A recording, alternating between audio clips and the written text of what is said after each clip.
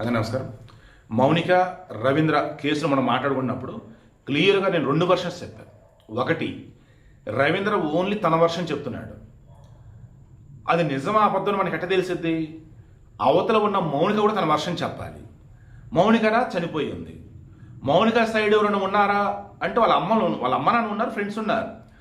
But ఎవరు కూడా ఈ ఇష్యూ గురించి మాకు తెలుసు అని ఎవరు ముందుకు రాలేదు. ఏ ఇష్యూ? రవీంద్రకి మౌనిక రిలేషన్ ఉందని. ఇప్పుడు పోలీసులు రవీంద్ర చెప్పిందంతా ఫస్ట్ నమ్మారు. నమ్మటం అంటే రాసుకున్నారు, మనకి కూడా చెప్పారు, మనం కూడా వీడియోలు ఇచ్చాం. బట్ నేను డౌట్స్ రేస్ చేశాను. పోలీసు ఇన్వెస్టిగేషన్ చేస్తారు, అప్పుడు నిజాలు ఇంకా తెలుస్తాయి. అప్పటి వరకు ఓన్లీ రవీంద్ర వర్షన్ ఇది మాత్రం నేను చెప్పాను. మౌనికకి సంబంధించిన తెలిసి చెప్తే బాగుండని కూడా అన్నాను. బట్ ఇప్పటి వరకు మౌనిక ఇక్కడ తప్పు చేసినట్టు కనిపిస్తుంది. రవీంద్ర వచ్చి తట్టుకోలేక చంపడని అనిపిస్తుంది. బట్ నిజమేంటి? పోలీసు క్రాస్ చెక్ చేయాలి కదా, చేశారు. అతని cell phone data, signals, CCTV footage, technical evidence ఒక్కటి సింక్ అవట్లా. టిష్ చెప్పనా, ఈ అమ్మాయి అసలు తన ఫ్లాట్కి రాలా.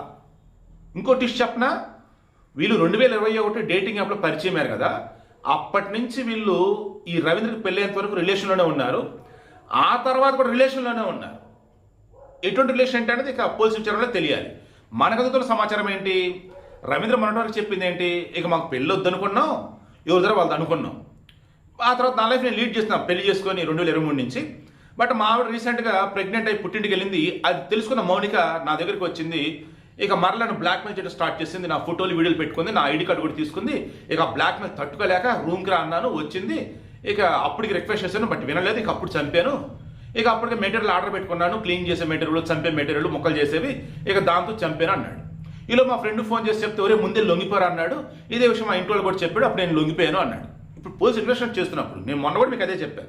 చెప్పింది నంబర్ ముందు రాసుకుంటారు, తర్వాత చెప్తారు, ఆ తర్వాత రీచెక్ చేస్తారు. ఇప్పుడు రీఇన్వెస్టిగేషన్ చేస్తున్నారు. ఎందుకు? ఏదైనా చెప్పిన వర్షన్స్ ఏవి పోలీసులు సింక్ అవ్వట్లేదు, టెక్నికల్ ఎవిడెన్స్ ఏవి మ్యాచ్ అవ్వట్లేదు. అప్పుడు తెలిసింది ఏంట్రా అంటే ఈ అమ్మాయిని వీళ్ళ ఫ్రెండ్ వాళ్ళ ఇంట్లో చంపాడు. ఇక్కడ నాకు వస్తున్న డౌట్, ఈ డౌట్ పోలీసులు రేస్ చేయాలా, బయట కూడా ఎవరు రేస్ చేయాలి? నేను రేస్ చేస్తున్నా. ఒకవేళ ఈ అమ్మాయిని గ్యాంగ్ రేప్ చేసి చంపుంటే, ఒకవేళ ఈ అమ్మాయిని వాళ్ళ ఫ్రెండ్కి మామూలుగా పిలిపించుకొని మాట్లాడదాం అనుకున్నప్పుడు ఇక వాళ్ళ ఫ్రెండ్స్ ఉండేసి మా గోడరని అంటే అక్కడ బలాత్కారం చేస్తే ఇక అమ్మాయి ఎవరికైనా చెప్తారంటే అలా చంపుండొచ్చు. ఇలా రకరకాలు ఉన్నాయి. నాకు అనిపిస్తుంది ఏంటంటే వాళ్ళ ఫ్రెండ్ వాళ్ళ ఇంట్లో ఈ అమ్మాయిని చంపాడు అంటే మేబీ గ్యాంగ్ రేప్ జరిగి ఉండొచ్చు. లేదు అన్నప్పుడు ఈ అమ్మాయిని రవీంద్రతో పాటు వేరే ఎవరైనా చంపి ఉండొచ్చు. ఓన్లీ రవీంద్ర ఒకటే నేను అనుకోవట్లా. పోలీసులు మొత్తం క్లూస్ టీమ్ అంతా వెళ్ళారు, మొత్తం జల్లెడ పడుతూనే ఉన్నారు. ఎందుకంటే ఇతను ఫ్లాట్కి వచ్చినట్టు సీసీటీవీ ఫుటేజ్లో లేదు. అండ్ ఇతను వచ్చేసి వాళ్ళ ఇంటికి వచ్చినప్పుడు ఒక పెద్ద సూట్ కేసు లాంటి పట్టుకొచ్చాడు. అంటే ఆ అమ్మాయిని వాళ్ళ ఫ్రెండ్ ఇంట్లో చంపి ఆ బాడీని ఇతను ఇంటికి పట్టుకొచ్చి ఇక్కడ కోసాడు, బాడీ పార్ట్స్గా. గ్యాంగ్ రేప్ చనిపోతే ఆ ఆనవాళ్ళు కూడా చెరిపేసి ఉండొచ్చు. ఒకవేళ జరగలేదని అనుకున్నట్టయితే ఈ అమ్మాయిని కలిసి చంపి ఉండొచ్చు.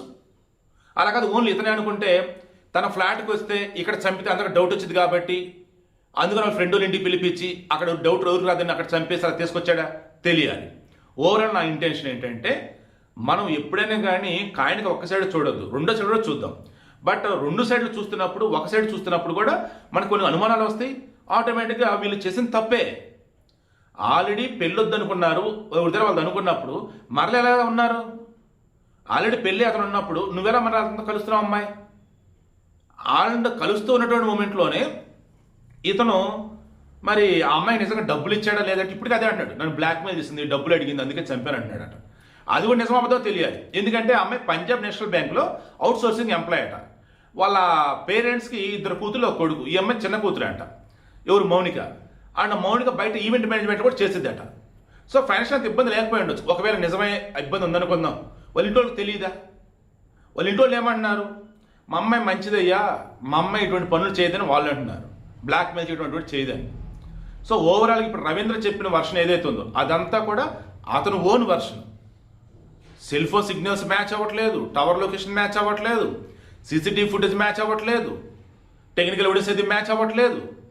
అంటే మొత్తానికి పక్కా స్కెచ్ చేసుకుని ఆ అమ్మాయిని చంపారా? ఒకడా, 2 ముగ్గురా? రేప్ చేసి చంపారా లేదా నార్మల్గా చంపారా? ఇతను అక్కడే చంపాడా? అన్ని విచారణలో తేలాలి. పోలీసులు మాత్రం మరలా చెప్తాను గుర్తు, పోలీసులు మాత్రం ఎక్కడ కూడా మీరు చెప్పింది విని రాసుకొని ఇతనే చంపారు అంటున్నాడు కదా, వచ్చి లొంగిపోయాడు కదా, ఇదే కోర్టుకి ఇద్దామని అస్సలు అనుకోరు. జడ్జి అడుగుతాడు, ఇన్వెస్టిగేషన్ చేశారా, అతను చెప్పింది రీచెక్ చేసుకున్నారా, అవునో కాదు, ఇన్ని అడుగుతారు. పోలీసులు అందుకే అన్ని చెక్ చేసుకుని ఆ తర్వాత కోర్టుకి ఇవ్వాలన్నమాట. సో ఓవరాల్గా ఏంటి, ఇప్పుడు మౌనిక సైడ్ వర్షన్ బయటికి రావాలి. మౌనిక సైడ్ వాళ్ళు బయటకు వస్తారా, లేక పోలీసులన్నీ బయట పెడతారా, that's wait and see. But Ravindra మాత్రం అతి పెద్ద గేమ్ అయితే ఆడాడు. అందులో ఆ అమ్మాయిని బలిపోసం చేసి చంపేశాడు. ఇతను ఒక్కడైనా ఇంకెవరైనా ఉన్నారా? ఖచ్చితంగా క్లారిటీ రావాల్సి ఉంది.